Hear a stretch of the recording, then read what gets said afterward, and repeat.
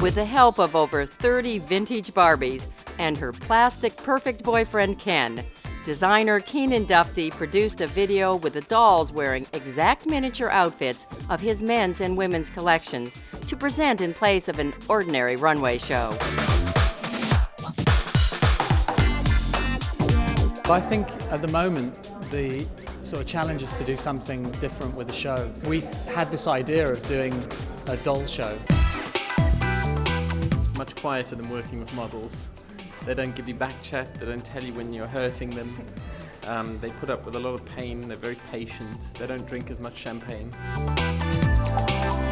On some of the dolls we've actually used human hair, and that way we've been able to put in highlights, different colours, so the doll stops looking like your traditional concept of the doll. I thought it was going to take 5 minutes to do a doll's face of makeup, and you know what? It takes so long. Tiny little faces, tiny little mouths and eyes. We had to use some magic markers and some textile paints too to get some of the effects, but there's real makeup as well, so you had to be really careful when you dress them, not to like rub the face, just like when you dress a real model, actually.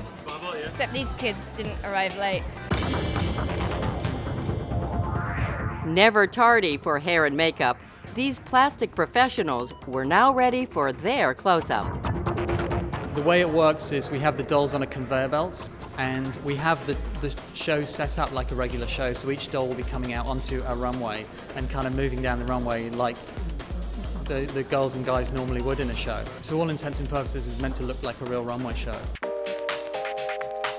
With the audience in place, it was time for Keanan's New York dolls to make their big screen debut. Strutting the runway in his fall-winter collection. I thought it was really imaginative. We see runways all the time, we kind of know what to expect, and this was so different than any runway show I've ever seen. I think the clothes lended themselves to it. The collection's called Goodbye Berlin. We have 3 sections, the first of which is sort of glam punk thing.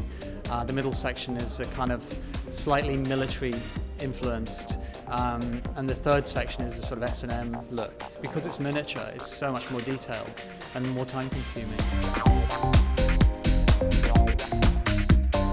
It's really a beautiful show.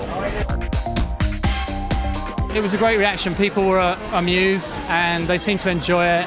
We got a few laughs, which is what we wanted.